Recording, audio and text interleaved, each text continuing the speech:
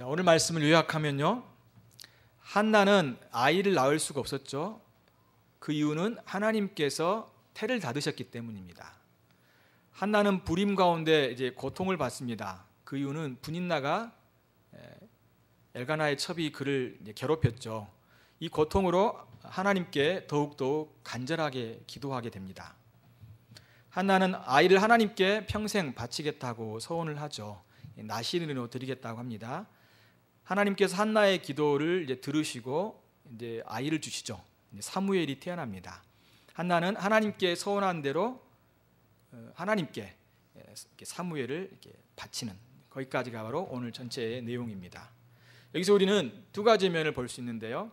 하나님께서 자기 백성을 구원하기 위해서 이제 사무엘을 주님이 보내셨다는 거하고, 또한 하나님께서는 이제 그 백성들을 이제 구원하시는데 자기 백성들이 어떠한 태도로 하나님 앞에 나아가기를 원하시는지 또한 두 가지 면으로 가르쳐 주는데, 그 뭐냐면 하나님을 찾는 것이고 또 하나님께 자신을 온전히 구별하여 드리는 것, 이것이 바로 하나님 백성들이 하나님께 나아갈, 또 하나님의 은혜를 구할 태도인 것을 가르쳐 줍니다. 자, 한번 1절부터 다시 보죠. 1절에 보면 이제 엘가나가 나오죠. 한나의 남편이 엘가나였습니다. 엘가나가 어디 지파 사람이었을까요? 어디 사람이었을까요? 1절 한번 보십시오.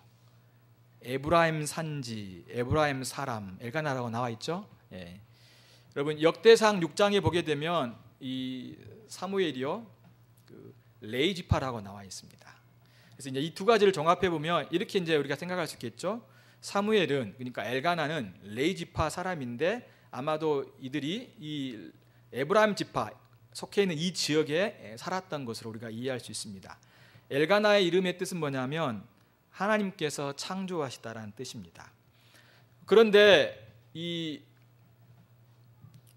에브라임 사람 엘가나에게는 두 명의 아내가 있었습니다. 첫 번째가 누구였을까요? 한나고, 두 번째는 분인나였습니다. 그런데 분인나는 자식이 있었어요. 그런데 한나는 자식이 없었습니다. 이것이 2절에 나와 있는 내용이죠. 3절에서는 어떤 내용이 나올까? 이 가족이요, 다 같이 한나와 분인나와 또 분인나의 자녀와 함께, 참 좀 그렇죠. 이렇게 첩을 데리고 같이 가서 하나님 앞에 나가는 것이 좀 그렇지 않습니까? 그런데 아무튼 하나님 앞에 나와 이들이 제사를 지내게 됩니다. 엘가나가 두 명의 이렇게 아내를 얻은 것은요, 한나가 자식이 없었기 때문인 것 같습니다. 추측해 보면 한나가 이제 자신의 첫 번째 부인이었고, 그 다음에 이제 이 분인나가 첩이었던 것으로 우리가 알 수 있죠. 당시 이런 것이 관습적으로 허용이 됐지만 사실은 성경의 가르침은 아니었던 거죠. 엘가나가 대를 잇기 위해서 이제 첩을 둔 것 같습니다. 엘가나가 두 명의 아내를 둔 것을 보면 나름대로 이렇게 경제력이 있었던 것을 우리가 알 수 있죠. 이제 매년 실로에 올라가서 하나님께 이제 예배를 드렸습니다. 가족들과 함께 갔죠. 유대인들 남자는요, 반드시 의무적으로, 율법 조항입니다. 이제 모세오경에 여러 번 나오는데, 특별히 출애굽기 23장 14절부터 17절까지 보면 너는 매년 3번 내게 절기를 지키라 하고요, 그래서 무교병 절기를 지키라, 맥추절 절기를 지키라, 수장절을 지키라 하면서 중요한 이 3절기는 반드시 남자들이 하나님의 성전에 나아가서, 하나님이 계신 그 성소에 나아가서 반드시 의무적으로 예배를 드려야 했습니다. 이제 가족이 함께 다 움직인 거죠. 그래서요, 이스라엘 백성들은 레인에게 11조를 낼 뿐만 아니라 또한 두 번째 11조는 뭐였냐면 이 3번의 절기를 예배를 드리기 위해서 따로 11조를 떼어놨어요. 그래서 이때 사용했습니다. 물론 또 다른 11조가 있었죠. 3년 만에 한 번 드리는, 이제 고아와 가부와 가난한 자, 연약한 자들을 위해서 드리는 11조가 있었죠. 그래서 이스라엘 백성들은 총 이제 매년은 이제 2번의 11조를 드리고 3년째는 3번의 11조를 드렸던 것을 볼 수 있습니다. 상당히 많이 하나님 앞에 드렸고 또 하나님은 그것들을 채워주셨던 것을 우리가 알 수 있죠. 그 당시 제사장은 누구였을까요? 엘리였습니다. 우리가 알듯이 두 아들이 있었죠. 홈니와 비느하스가 바로 여호와의 제사장으로 섬겼다라고 이 3절 마지막의 부분에서 이야기를 합니다. 그런데요, 여러분 4절을 보면요, 엘가나가 제사를 드리는 날에는 제물의 분깃을 그의 아내 분인나와 그의 모든 자녀에게 두어 주고 5절 한나에게는 갑절을 주니 이는 그를 사랑함이라. 그러나 여호와께서 그에게 임신하지 못하게 하신지라. 자, 한나가 지금 아이를 갖지 못한 이유를 여기서 말하고 있습니다. 그에게 어떤 문제가 있다기보다도 하나님께서 태를 닫으신 거죠. 하나님께서 이제 자녀를 주지 않았다라고 말씀하고 있는 것입니다. 6절에 보면요, 여호와께서 그에게 임신하지 못하게 하심으로 그의 적수인 분인나가 그를 심히 격분하게 하여 괴롭게 하더라. 이제 아이를 갖지 못한 것 때문에 이제 그 분인나가 한나를 괴롭힙니다. 곰곰이 이걸 좀 생각해 보면요, 주님이 아이를 주시지 않았거든요. 그럼 결국은 표면적으로 봤을 때는 그 여인이 아이를 못 가졌기 때문에 지금 이렇게 고통과 어려움을 당하고 있지만, 좀 살짝 말을 바꿔보면 어때요? 하나님 때문에 지금 이 여인이 고난과 고통을 받고 있는 것이라고 또한 우리가 이해할 수 있다는 것입니다. 여기서 분인나를 향해서 뭐라고 말합니까? 그의 적수라고 이야기합니다. 굉장히 이렇게 강하게 이야기하죠. 자기를 단순히 이렇게 경쟁자로만 이야기하지 않고 적수, 원수, 적, 대적이라고 지금 이야기를 하고 있는 겁니다. 한나를 이렇게 괴롭히죠. 그 이유는 좀 나중에 보면 나오는데요. 자, 이렇게 불인 때문에 결국은 그가 어려움을 겪게 되는 거죠.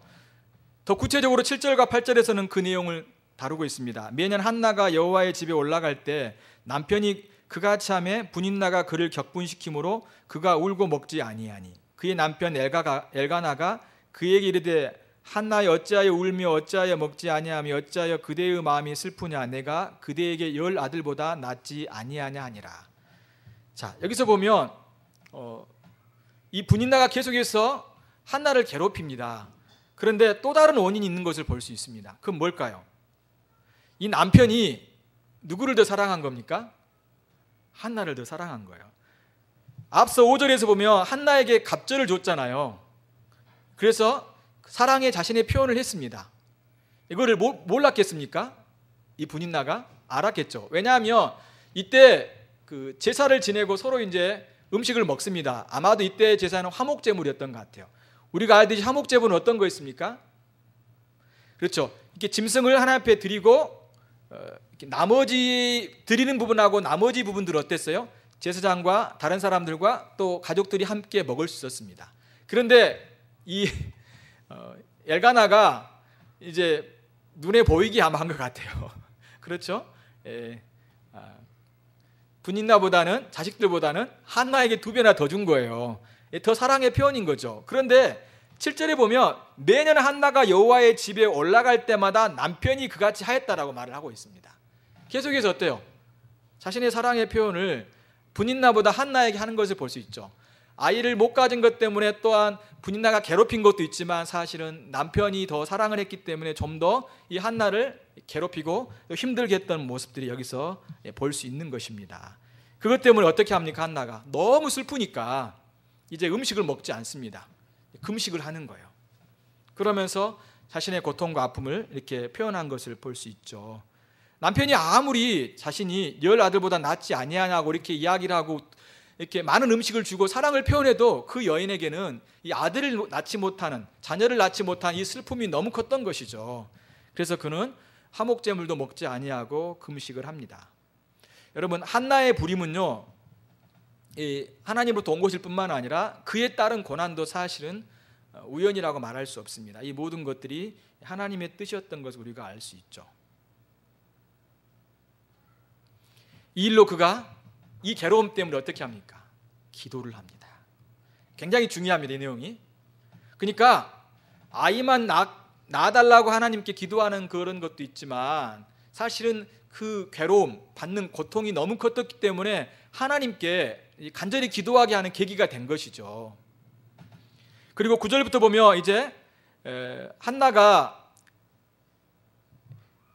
기도를 하죠. 그래서 10절에 보면 한나가 마음이 괴로워서 여호와께 기도하고 통곡하며, 기도하면서 통곡을 했습니다.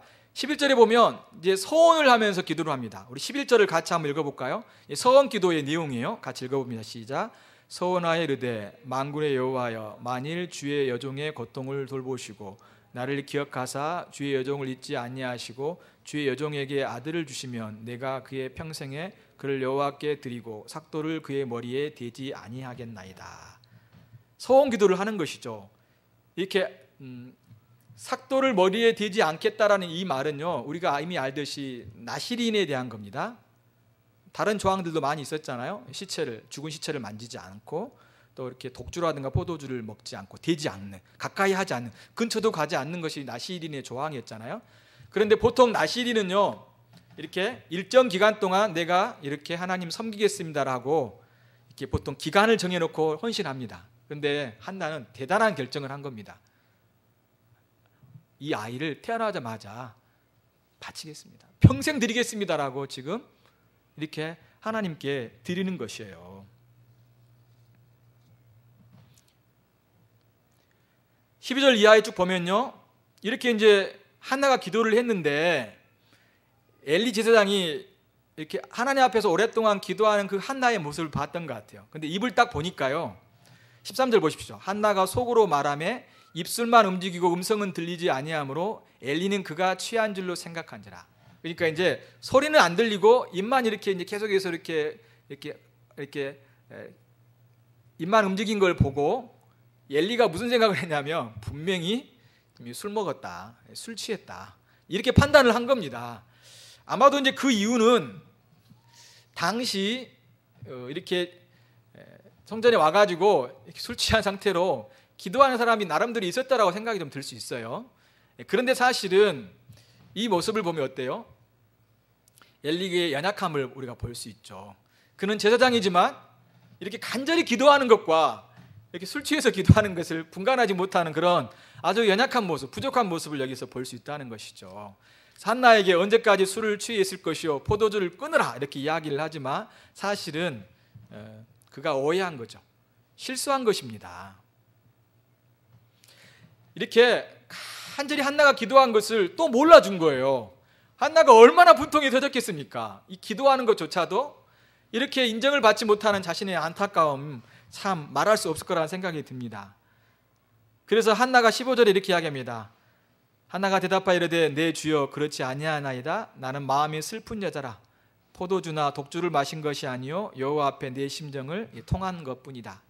내 마음을 다 이렇게 쏟아냈습니다. 너무 고통스럽고 괴로워서 주님께 내 마음을 막 쏟아냈습니다라고 그가 이야기를 하는 것입니다. 근데 그러면서 16절에 보면 당신의 여종을 악한 여자로 여기지 마옵소서. 내가 지금까지 말한 것은 나의 원통함과 격분됨이 많기 때문이다 한지라. 이제 엘리가 이 이야기를 듣고 어떻게 합니까? 제사장이 솔직히 이제 그 뒤에 고백을 보면 알 수 있지만 이제 인정을 하는 거죠. 평안히 가라. 이스라엘의 하나님이 내가 기도하여 구한 것을 허락하시기를 원하노라라고 하면서 복을 빌어줍니다. 또 이 한나도 어때요? 당신의 여종이 당신께 은혜 있기를 원합니다라고 이렇게 받아들이죠. 그리고 금식하면서 기도했는데 어떻게 해야 됩니까? 이제 가서 음식을 먹습니다. 그리고 얼굴에 다시는 근심의 빛이 없다라고 하면서 이제 평안한 마음을 갖고 이제 생활하는 것을 볼 수 있죠. 이제 그 이후의 내용은 무엇입니까? 19절 보십시오. 그들이 아침에 일찍 일어나 여호와 앞에 경배하고 돌아가 라마의 자기 집에 이르니 엘가나가 그의 아내 한나와 동침하며 여호와께서 그를 생각하신지라. 한나가 임신하고 때가 이름에 아들을 낳아 사무엘이라 이름하였으니 이는 내가 여호와께 그를 구하였답니다. 하나님이 사무엘을 주셨어요. 사무엘을 주신 거죠. 그리고 이제 사무엘을 드렸기 때문에 이 한나가 하나님께 소원하는 대로 어떻게 합니까? 젖을 뗀 다음에 이제 좀 더 큰 다음에 이 아이를 하나님께 나시린으로 바치죠. 하나님께 나와 26절 28절까지 같이 한번 읽어볼까요? 26절 28절까지를 같이 읽어봅니다. 시작. 한나가 이르되 내 주여 당신의 사심으로 맹세하나이다. 나는 여기서 내 주 당신 곁에 서서 여호와께 기도하던 여자라. 이 아이를 위하여 내가 기도하였더니 내가 구하여 기도한 바를 여호와께서 내게 허락하신지라. 그러므로 나도 그를 여호와께 드리되 그의 평생을 여호와께 드리나이다 하고 그가 거기서 여호와께 경배하니라. 하나님께로 소원하는 대로 그 아이를 저짓된 다음에 어린 아이지만 하나님께 이제 바쳐 나시린으로 드리는 것을 볼 수 있습니다. 여기서 몇 가지의 교훈을 하려고 합니다. 여러분, 이 본문의 말씀은 불임 여성에게 아이를 가질 수 있는 방법을 제시해 주고 있는 건 아니라는 것, 우리가 분명히 알 수 있겠죠. 그러니까 금식 기도하고 아이를 갖지 못한 여인이 금식 기도하고 이 아이를 하나님께 드리겠습니다 소원하면, 간절히 기도하면 하나님이 아이를 주신다, 그걸 가르쳐 주기 위한 것이 아니라는 걸 우리가 분명히 알 수 있죠. 이것은요, 사실은 사무엘이 태어난 것, 또 이 사무엘을 하나님 앞에 드리는 것, 이것이 굉장히 중요한 의미가 있습니다. 왜냐하면 당시 사무엘이 어떤 위치였냐면 1장부터 7장까지 사무엘의 어떤 그런 이런 사역에 대한 부분을 다루고 있는데요, 사무엘은 이스라엘 백성의 마지막 사사였어요. 그리고 왕정 시대가 되기 전에 이스라엘을 말씀으로 다스렸던 선지자였습니다. 물론 제사장이었죠. 하나님의 백성을 또 이렇게 그들이 나와 제사할 때 도왔던 그런 분이었습니다. 이렇듯 하나님은 사무엘을 통해서 어떻게 하셨을까요? 이스라엘 백성들을 말씀으로 가르치고 통치하고 또 그들을 인도하는 그런 어떤 지도자로서 혹은 구원자로서 통치자로서 하나님이 사무엘을 세우신 거예요. 그때가 어떤 시대였죠? 사사시대였습니다. 한번 성경 한번 찾아볼까요? 사람들이 이렇게 그 사무엘을 사사라고 이해를 못하는 것 같아요. 근데 그 증거가 좀 있어요. 한번 볼까요? 사무엘상 7장을 보십시오. 사무엘상 7장.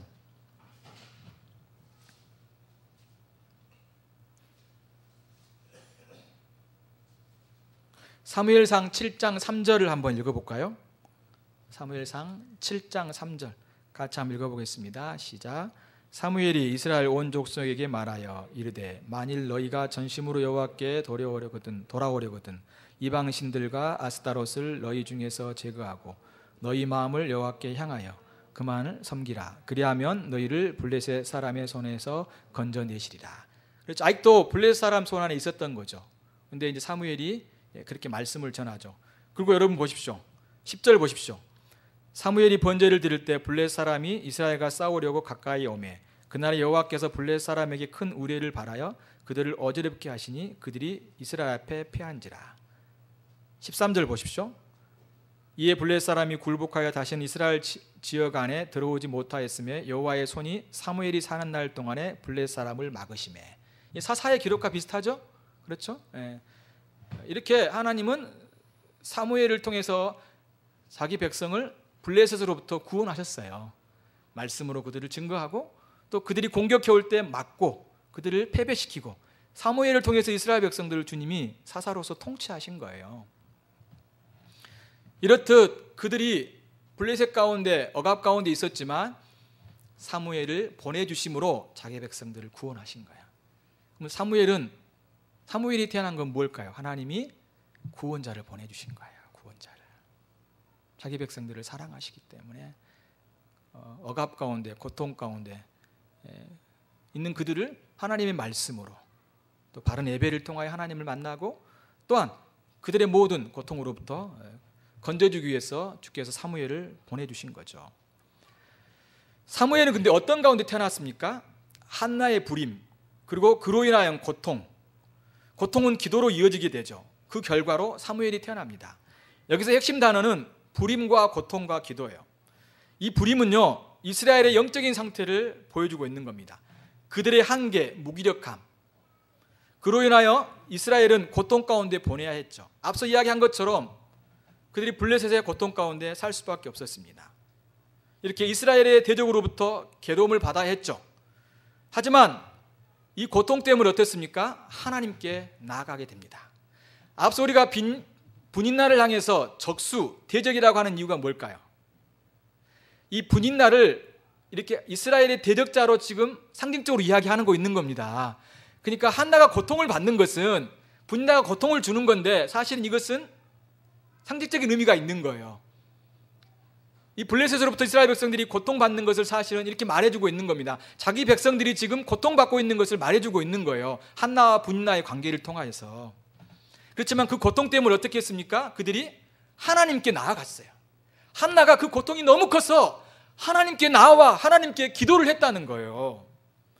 그랬더니 하나님께서 그 기도의 응답으로 사무엘을 보내주셨다는 겁니다. 여러분, 사무엘상 1장을 보면요, 이 하나님을 찾는 장면이 많이 나와요. 앞에 엘가나의 가정이 어떻게 했습니까? 가족들이 다 같이요 성소에 올라갔어요. 실로에 제사를 지냈어요. 또 한나도 어떻습니까? 그의 고통이 너무 컸기 때문에 하나님 앞에 금식하면서 하나님께 나아가 기도하고 주님의 도우심을 구했어요.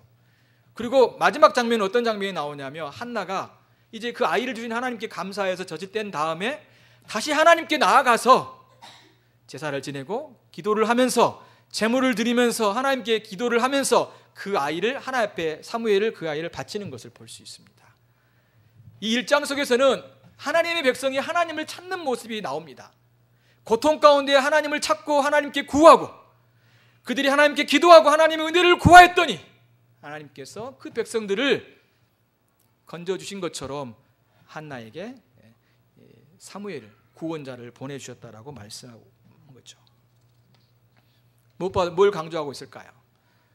고통과 고난 가운데 있을 때, 또 불임 가운데서 고통하며 살아갈 때, 그런 영적인 무기력함과 억압 가운데 살아가며 참으로 힘이 없는 그런 어떤 자기 백성들 가운데 힘겹게 살아가는 그 백성들이 어떻게 해야 구원을 얻을 수 있는지를 우리에게 제시해주고 있는 것입니다. 어떻게 해요? 하나님을 찾는 겁니다. 하나님께 간절히 부르짖는 거예요. 도와달라고. 원수의 공격으로부터, 분나의 그 괴롭힘과 그 공격을 받던 한나가 하나님께 간절히 금식하며 기도했던 것처럼 자기 백성들도 정말로 고통 가운데, 어려움 가운데, 또 자신의 영적인 어떤 무기력함, 또 하나님 말씀에 순종하려고 하지만 늘 넘어지고 쓰러지고, 하나님을 닮고 하나님을 위해서 헌신하고 싶어 하지만 하나님께 헌신된 삶을 살아가는 데서 부족한 나의 모습을 볼 때 하나님 앞에 간절히 구하는 것이 무엇보다도 필요하다는 것을 말씀해 주고 있는 것입니다. 또한 여러분, 고통은 오히려 하나님께 더 기도하도록 우리를 이끌죠. 고통은 하나님의 목적을 이루기 위한 섭리라고 말할 수 있습니다. 힘겨움 가운데 있습니까? 하나님께 기도하시기 바랍니다. 하나님을 찾으십시오. 어쩌면 고통은 이렇게 하나님 앞에 나와 또 그걸 통해서 놀라운 그런 해결과 그 은혜를 받으라고 주님이 주신 그런 하나의 신호인 거예요. 그리고 하나님 이것을 통해서 또 다른 일을 하시는 겁니다. 고통을 통해서 그들이 기도했더니 사무엘을 주셔서 구원자를 보내주셔서 놀라운 은혜를 베풀어 두었던 것처럼, 고통을 통해서 하나님은 우리를 부르시고 그것을 통해서 당신의 놀라운 구원의 역사를 이루어 가시는 놀라운 하나님의 손길을 여기서 우리는 볼 수 있다는 것입니다. 여러분, 당시 사사시대 사람은 어떻게 했습니까? 하나님을 찾지 않았어요. 처음에는 좀 찾았죠. 그렇지만 그들은 점점 하나님을 찾지 않았습니다. 바알이나 아세라 우상을 섬겼죠. 룻기를 보더라도 나오미의 가정이 어떻게 했습니까? 흉년이 들었다고 하나님을 떠났어요. 모압 땅으로 가버렸지 않습니까? 물론 나중에 하나님께 돌아왔을 때 큰 은혜를 받았던 것을 볼 수 있습니다. 한나는 어떻게 했습니까? 오히려 하나님께 그 고통을 가지고 기도했어요. 그 고통이 너무 커서 때로는 금식했어요. 그리고 하나님 앞에 간절히 소원하면서 누구를 어떻게 했습니까? 자신이 가장 바라고 원했던 것, 그것을 하나님 앞에 드렸어요. 자신이 정말로 갖고 싶었고 가장 소망했던 그것을요 하나님 앞에 드렸어요. 드린 겁니다. 여기서 우리에게 뭘 가르쳐주고 있을까요? 그렇습니다. 하나님을 더 찾으라고 말하고 있습니다. 둘째는 하나님 백성들이 자신을 드리라고 말씀해주고 있는 것입니다. 너의 가장 소원하고 아끼고 소중한 것, 귀한 것, 너의 전부와 같은 것을, 네 자신을 하나님 앞에 구별하여 드리는 삶을 살아가라고 말씀하고 있는 것입니다. 이것이 바로 하나님으로부터 이런 놀라운 구원의 은혜와 또 그 주님이 주신 은혜를 누리며 살아갈 수 있는, 또 주님이 자기 백성들에게 요구하시는 삶인 것을 보여주고 있는 것이죠. 사랑하는 성도 여러분, 하나님을 찾으십시오. 단순히 경제적인 문제와 예를 들면 건강의 문제만 가지고 찾으지 마시고요, 여러분의 신앙의 문제를 가지고 하나님을 찾으십시오. 요즘 여러분의 삶이 어떻습니까? 하나님을 향하여 메말라 있지는 않습니까? 말씀을 읽고 기도하며 또 하나님을 사랑하며 이웃을 사랑하며 혹시 내 마음이 거칠어 있지는 않습니까? 내 마음이 무뎌져 있지는 않습니까? 정말로 이 주님을 향한 사랑과 이웃을 향한 사랑이 내 안에 있습니까? 내 아내를 향한 사랑이 있습니까? 내 가족을 향한 사랑이 있습니까? 직장 안에서의 그런 사람들을 대할 때마다 내 안에 사랑이 있습니까? 하나님과 이웃을 향한 우리의 사랑, 주님을 향한 이러한 신앙들이 내 안에 일어나지 않고 있다면 하나님께 구하십시오. 하나님께 구하십시오.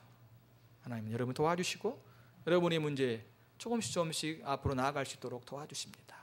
이렇게 여러분의 자신을 드릴 때 하나님은 우리의 삶 속에 은혜를 풀어주시고 역사하신 하나님인 것을 말씀해 주고 있습니다. 회복의 길은 바로 주님을 찾는 것이고 우리 자신을 하나님 앞에 온전히 드리는 것입니다. 이것이 바로 주께서 자기 백성들에게 요구하시는 삶입니다. 이러한 은혜가 여러분의 삶 가운데 있기를 바랍니다. 같이 기도하십시다.